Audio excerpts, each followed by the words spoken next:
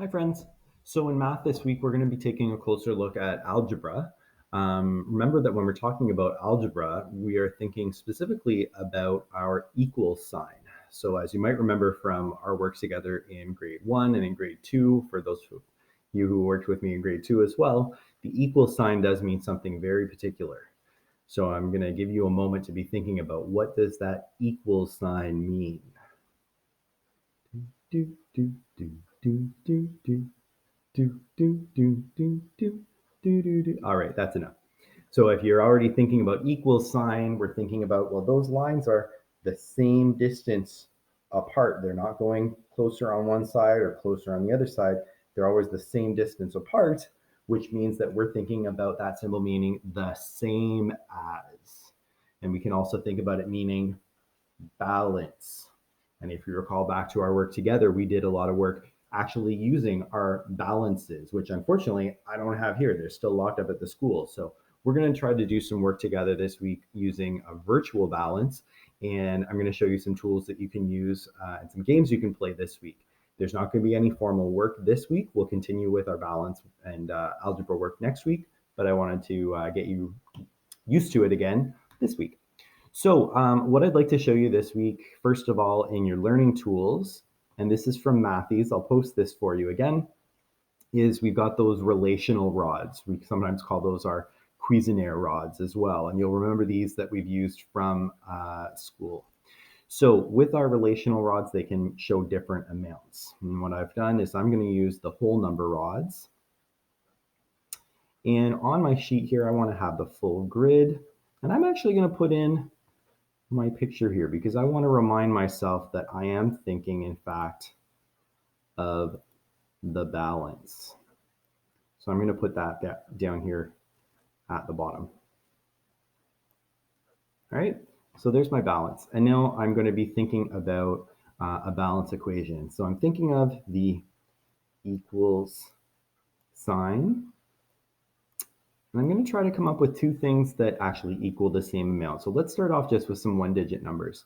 So I'm going to think about 5 plus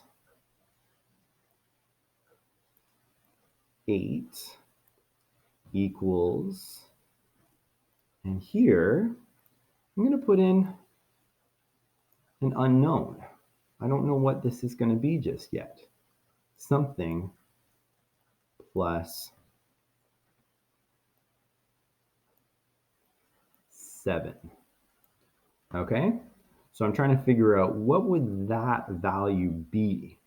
Now, a lot of the time we look at it and we think, well, equals just means put the answer, right? So, okay, 5 plus 8. Well, I know 8 plus 2 is 10, 3 more is 13. But would that make sense to say 5 plus 8 equals 13 plus 7? Now it seems like I'm going to have a lot more on this side of the scale than I have over here. So that's actually not going to be equal. Sometimes people will also think this. They'll think I'm just going to add all those numbers together. So 5 plus 8 is 13, plus another 7 is 20. Oh, so that must be 20. But let's see what that actually looks like. So I'm going to get rid of my, let's just imagine here, in fact, I'm going to get my color change here. Let's imagine for a second that we thought this was 20 because we're just adding 5, 8, and 7 all together. Let's see what that would actually turn into, what it would look like. So if I show 5, put it on the scale here, plus 8, and I can just flip it around here. You don't have to flip it around, but it can be helpful just to see that everything is the same height, okay? So there's my 5 plus 8, and then we're going to show 20, so 10, 20, oh, uh-oh. Well, I've already got a problem. I can't even put that there. I can already see that's going to be way too much. So that's not going to make sense. I'm going to have to get rid of those. Oop, hang on.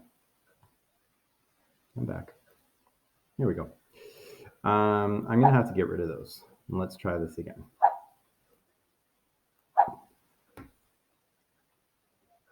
So if it's not 20, if I can't just add all my numbers together, I'm going to have to think instead, what is that going to be?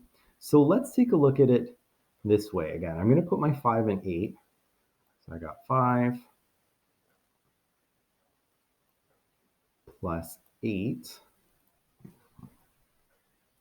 And we're probably looking at that already and we're thinking, well, how much is that? Well, we already kind of figured that out, didn't we? We know that 8, 9, 10, and then we still have 3 more.